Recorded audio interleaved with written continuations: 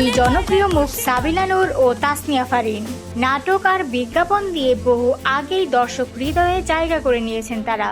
শুধু বড় পর্দায় অভিষেকটাই ছিল বাকি, আর এবার সেই অপেক্ষারও অবসান। এই ঈদুল আজহায় ঢাকায় সিনেমায় অভিষেক হচ্ছে এই দুই তারকার। সাবিনা নূরকে দেখা যাবে শাকিব খানের বিপরীতে তাণ্ডব সিনেমায়, আর তাসনিয়া ফারিন থাকছেন শরীফুল রাজের সঙ্গে ইনসাফ সিনেমায়।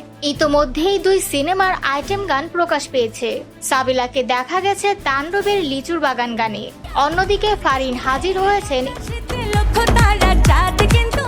ইনসাফের আকাশেতে লক্ষ্য তারা 2.0 গানে। দুই গানে তাদের উপস্থিতি নিয়ে ইতিমধ্যেই শুরু হয়েছে আলোচনা।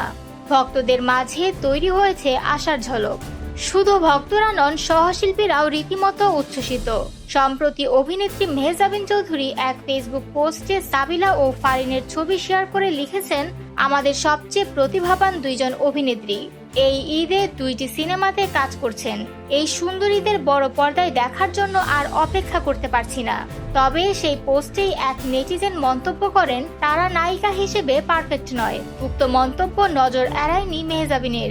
রীতিমতো হেসে উড়িয়ে দিয়ে জবাব দেন, কতটা ব্যাকডেটেড। দয়া করে যান, যেখানে আপনার যা ভাল লাগে সেটাই দেখুন। সোশ্যাল মিডিয়ায় সেই পোস্ট ঘিরে চলছে তুমুল আলোচনা। কেউ তাদের নতুন যাত্রার প্রশংসা করছেন, আবার কেউ কেউ সংশয়ও প্রকাশ করছেন।